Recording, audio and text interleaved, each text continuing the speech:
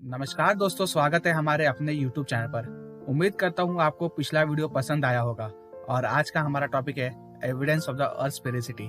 हमें पता है कि जो कि अर्थ है वो राउंड शेप का है, जो कि स्फीयर है। पर अर्थ ना ही राउंड शेप का है ना ही स्फीयर शेप का है। अर्थ का शेप वो जियोइड है। हम इजी रखने के लिए स्फीयर बोल देते हैं। और बहुत सारे साइंटिस्ट का मानना ये भी है कि जो अर्थ है ना वो फ्लैट शेप का है। तो अब क्वेश्चन ये आता है कि अर्थ का शेप क्या है, फ्लैट या स्पीयर? अगर स्पीयर है तो एविडेंस का है, जो कि आज का हमारा टॉपिक यही है, evidence of the earth sphericity. और जो फर्स्ट एविडेंस है हमारा वो है सर्कमनेविगेशन ऑफ अर्थ। और इसका क्रेडिट फर्डिनेंड मैगलन को जाता है, जो कि आप देख सकते हैं ये है फर्डिनेंड मैगलन। अब ये कौन है? तो ये एक पोर्चुगीज सेलर थे।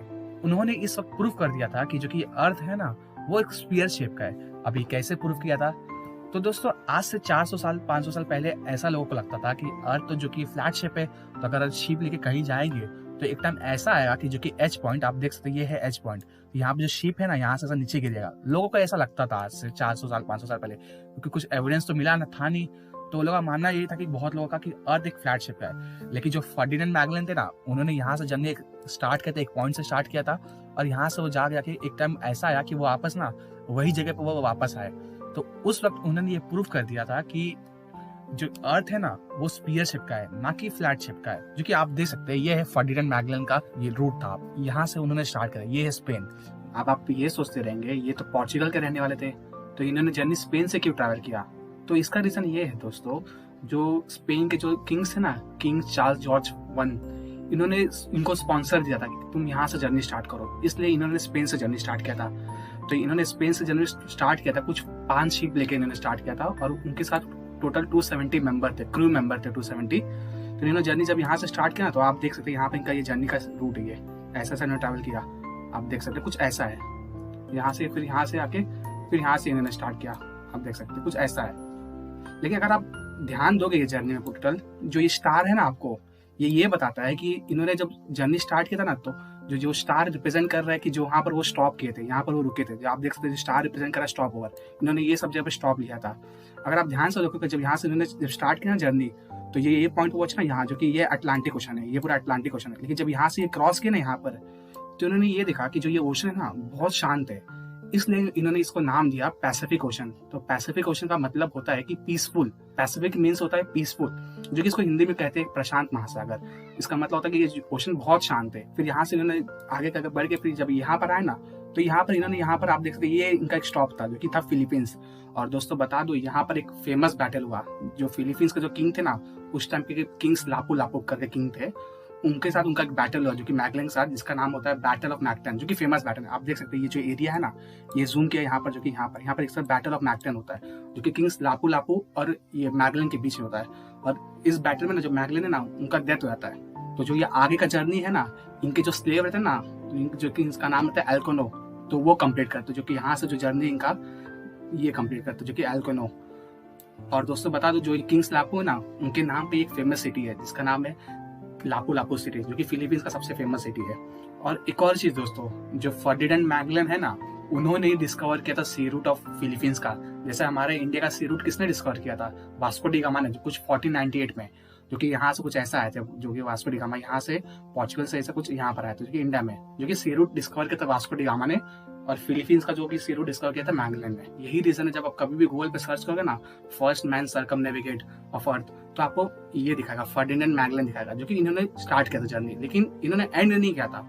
अगर आप थोड़ा और डिटेल में जाओगे ना, तो आपको इनका भी नाम आता, जो कि एल्कोनो का। क्यों? क्योंकि ये मैगलन के स्लेव थे, इन्होंने आगे का जर्नी कंप्लीट किया। और दोस्तों बता दो ये जो पूरा जर्नी है ना, इसको कंप्लीट करने में 3 साल लगे टोटल। तो ये 3 साल में जब ये लोग वापस है ना, लोगों को प्रूफ हो गया कि जो कि अर्थ है ना वो स्पीयर है, ना कि फ्लैट है। अगर फ्लैट होता अर्थ, तो कहीं ना कहीं एक ऐसा एज आता है जहां पर शिप जरूर गिरता, लेकिन ऐसा तो हुआ नहीं। तो इस वक्त ये प्रूफ हो गया कि जो कि अर्थ है स्पीयर है, ना कि फ्लैट, जो कि ये भी एक एविडेंस है। और सेकंड एविडेंस है हमारा, वो है शिप विजिबिलिटी। आपने ये डायग्राम तो स्कूल सेक्शन में देखा ही होगा, ज्योग्राफी के टेक्स्ट बुक में, जो कि ये फ्लैट अर्थ, अगर अर्थ फ्लैट होता ना, मान लो अगर हम यहाँ से देख रहे, जो कि हमारा लाइन ऑफ साइट ये है, और जो शिप है ना ये हमारे तरफ आ रही है, मान लो हमारी तरफ आ रही है शिप, हम यहाँ से देख रहे हैं। तो जब अगर यहाँ से हम देख रहे हैं ना, तो शिप जब हमारी तरफ आएगी ना, तो हमें पूरा का पूरा शिप दिखेगा। जैसे से हमारे पास पूरा शिप इक्वल दिखेगा। अगर शिप दूर भी रहेगी फिर भी हमें पूरा शिप दिखेगा। लेकिन ऐसा तो होता नहीं है। अगर मान लो जब अर्थ स्पेरिकल है, तो अगर हम यहाँ से देख रहे हैं, मान लो हमारा लाइन ऑफ साइट ये है, हम यहाँ से देख रहे हैं, तो जो अगर शिप बहुत दूर है ना, तो पहले हमें शिप का ना अपर वाला पार्ट दिखेगा, ऊपर वाला पार्ट दिखेगा ये, और जैसे जैसे शिप आगे आएगी फिर हमें शिप का पूरा पार्ट दिखना चालू होगा। जैसे आप ये देख सकते हैं, ये वीडियो में आप देख सकते हैं यहाँ पर जो शिप है ना, आ रही है शिप, और आप देख सकते हैं यहाँ पर शिप का जो है ना, आप यहाँ पर देखिए शिप आ रही है, और देखिए शिप का पहले अपर पोर्शन दिख रहा है, देखो अपर पोर्शन। लेकिन जैसे शिप आगे आ रही है तो हमें और शिप का पार्ट दिखना चालू हो गया।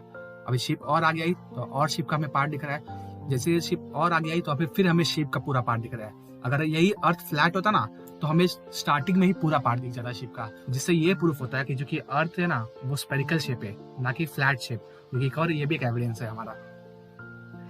और थर्ड एविडेंस है हमारा, वो है सर्कुलर होराइजन। अभी सर्कुलर होराइजन क्या होता है, तो पहले इसे एग्जांपल से समझते हैं दोस्तों। मान लो दो बिल्डिंग है, एक को समझ लो एक बुर्ज खलीफा बिल्डिंग है और एक नॉर्मल 10 फ्लोर का बिल्डिंग है। अगर मैं कहूँ आप दोनों टेरेस पे जाइए और वहां से आप व्यू देखिए, तो आपको सबसे असली व्यू कहाँ से दिखेगा? ऑब्वियस है बुर्ज खलीफा से ही दिखेगा। क्यों? क्योंकि उसका हाइट बहुत जास्ती है। तो इसे ये समझ सकते हैं दोस्तों, जैसे जैसे हाइट बढ़ेगा ना हमें ऐसा व्यू और दिखेगा। जैसे आप यहाँ पर एग्जाम्पल देखिए, मान लेते ये अपना अर्थ है, हाँ, और ये नॉर्मल आप यहाँ से एक बिल्डिंग है जो कि आप वाई व्यू, यहाँ से ये बिल्डिंग नॉर्मल जो कि आप यहाँ से देख रहे हैं, जो कि वाई व्यू पॉइंट है। अगर आप यहाँ से देखें तो आपको कितना पार्ट दिखेगा? कुछ इतना पार्ट दिखेगा अर्थ का, मान लेते हैं इतना पार्ट दिखेगा। अगर आप थोड़ा और ऊपर हाइट के ऊपर गए, जो मान लेते आप एक्स व्यू पॉइंट से अगर देखोगे तो आप कुछ इतना व्यू दिखेगा, कुछ इतना आपको होराइजन दिखेगा, कुछ आपका इतना। इससे ये समझता है दोस्तों, जैसे जैसे आप अपना हाइट ऊपर जाओगे ना, एल्टीट्यूड पे जाओगे ना जैसे जैसे, तो आपको थोड़ा और व्यू दिखेगा।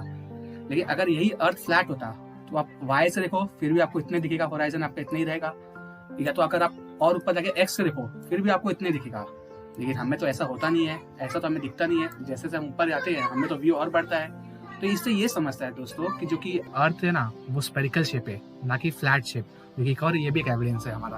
फोर्थ एविडेंस है हमारा, वो है सनराइज एंड सनसेट।